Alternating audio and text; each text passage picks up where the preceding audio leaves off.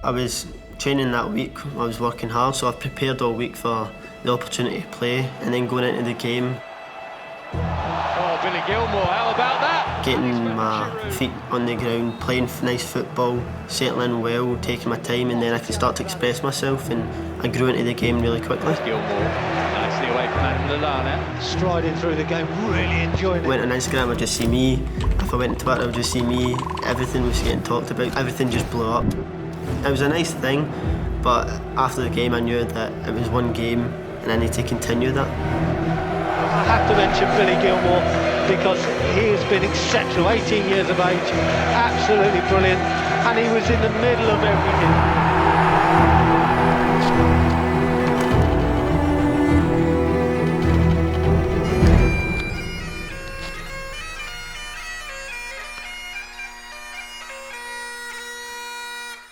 He's a good boy, Billy. From a very young age, everybody knew he was going to go places. Most of the kids here now know about him because he's talked about in high regard in the area. When I go back home to Ardrossan, everyone knows who I am, but they don't say it like that because I've grew up with them. They've seen me since I've been so young, kicking a ball around the streets, so it's been good when I go back home. I like it. We stay in Ardrossan in Ayrshire, on the west coast of Scotland. If you walked into any pub, you get the same story. Could have, should have, didn't. Now the area we live in, a lot of young teenagers are going out and partying at weekends and drinking at weekends, and I would say, well, if you don't want to be a football player, I say, it's up to you. He never drank or anything, you know, he's just a genuinely good boy and he's so focused on his career. When I was young, growing up, it was just going to school, coming home, going out with my friends and playing football. That's all I've ever done. It started nursery and you need to fill in the All About Me books, what do you want to do when you're older. It was always a football player. Every single question, you want to be a football player. And I would say to him, you know, there's only a small percentage of boys that actually make it to the top level. He was very adamant, that would be me, that would be me. That was all he wanted to do, train, play football. He put everything into everything. Billy was a great kid at school. It didn't matter whether it was sport or his studies. It was 100% all of the time. Even back then, you could see the way he addressed the ball, the way he struck the ball, his balance, his coordination. You could tell that there was a natural talent to him there. He had this drive, this real fire in his belly to be the best footballer that he possibly could be. Everyone wants to be like their dad, their role model. So when I was watching my dad play football, he played in midfield and he was my coach at my boys' club. So he told me to be a midfielder and he basically taught me football, everything I know. When I played, he would always come. When I was at Rangers, me and my mum would travel down to see if we could catch the second half, and sometimes he'd be getting red cards, so he was never on the pitch all the time. I've just paid £6 to come in and watch you play and you've been sent off. I was like, I can't believe it. But that's probably where Billy gets his hunger and his kind of fiercely tackles, kind of no fear.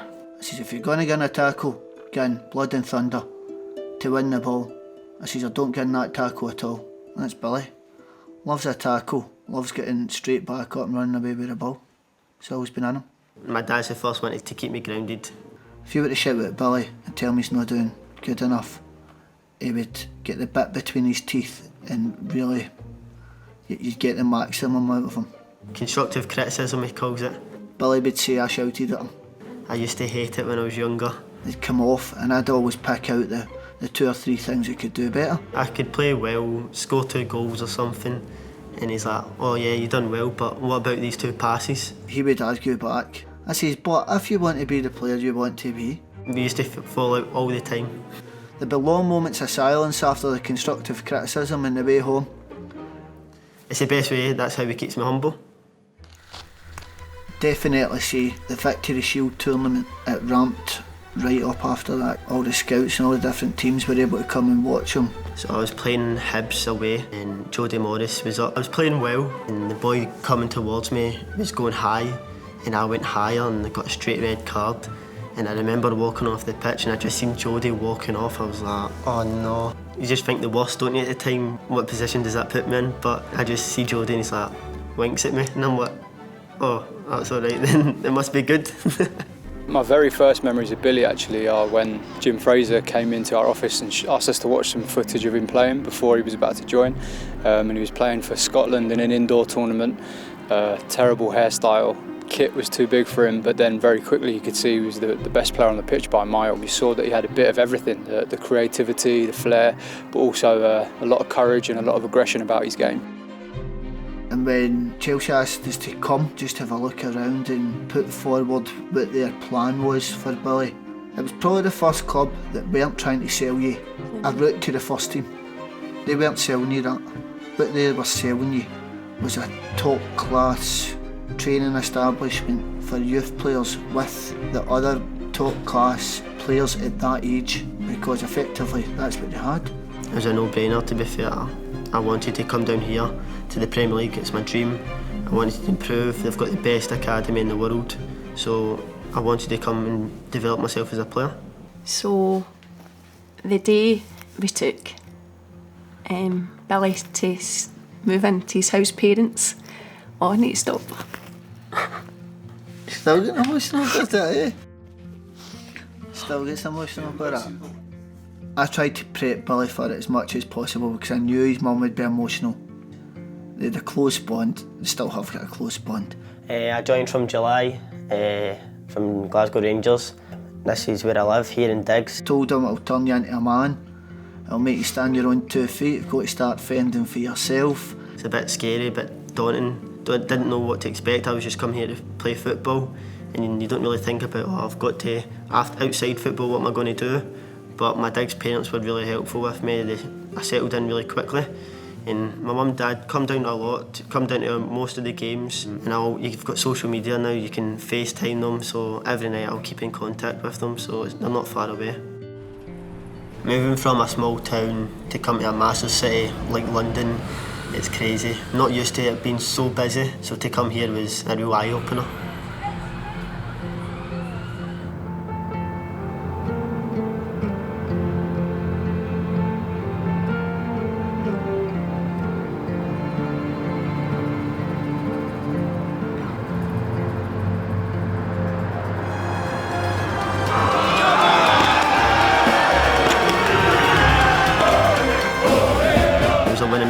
And then moving to Chelsea, it was just constant winning. My first season I won 4 trophies out of 4, so it was a brilliant experience. I loved it and I just want to win. I hate getting beat, so it's a good mentality to have. When you go to tour of Chelsea, they take you through the training ground. There's a saying, are you good enough to walk across the road? So when you walk across the road, that's the first team establishment. What a moment this is for 18-year-old Billy Gilmour. He's been in the Chelsea Academy for a couple of years, having moved down from Glasgow Rangers. Got on the pitch and the result always plays in my mind because it finished a draw, so it did, and it's disappointing. You want to win in your debut, so you do. But it was an amazing day for me and my family to finally run out and make my first appearance for Chelsea and play in the Premier League. Then that was him achieved a name that we maybe thought was 4 years away, and he'd done it in just over 2.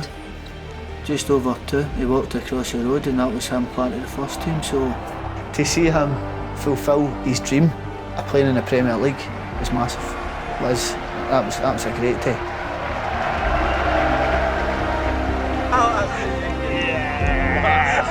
When you come in with the first team, it's a totally different environment. Some of the fans don't know you and they're thinking, who's this kid coming on? But then when you start to play well and you get more appearances, they start to take a bit of interest in you and you see that he's a good player. Oh, Billy Gilmour, how about that? And he's found Giroud.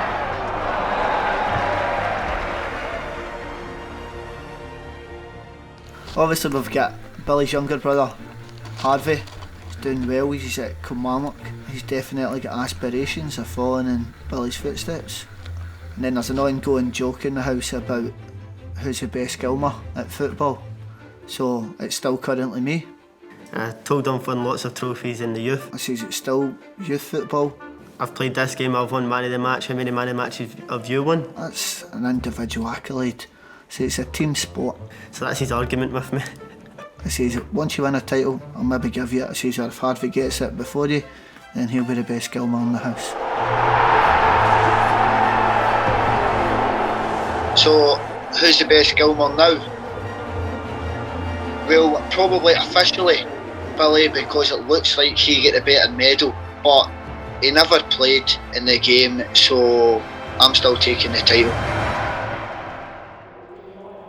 Chelsea make the short trip across London to face Crystal Palace, with the Blues looking to maintain their good form since the season restarted. After the game against Crystal Palace, I'd done it in the first half, but I just had adrenaline. I felt fine, just running, and then when I came off the pitch, my knee was swollen. Woke up the next morning, got told I had to go and get surgery. Anyone in football will tell you that football goes like this, up and down. Until Billy's injury, football went like that. No word of lie. Injuries are going to happen, unplanned stuff, so I need to be ready whenever I get called upon. A wee sidestep rather than the first downward step, I would say. My ambition is to pick up where I left off before my injury. I want to get back to playing well, helping the team win, and most of all win trophies here. So now Billy just needs to keep building consistency, and I think he's only going to get that through experience. It's just about getting on the pitch at Premier League level and putting in as many solid and good performances as he has done in the last 18 months. When you talk to him about it, he's like, this has made me more hungry. I'll prove to him. He's ultra competitive. Billy has an insatiable appetite to win, a discipline and a will to win. We've got to see it as a collective whole. It's his dream.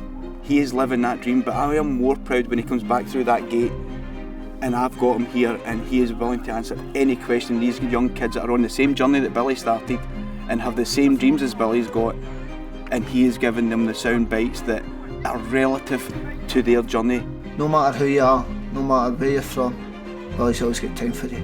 And even when he comes up the road and he'll be around that AstroTurf park with Harvey and the boys kicking the ball, he's playing for Chelsea, but he's like that to him.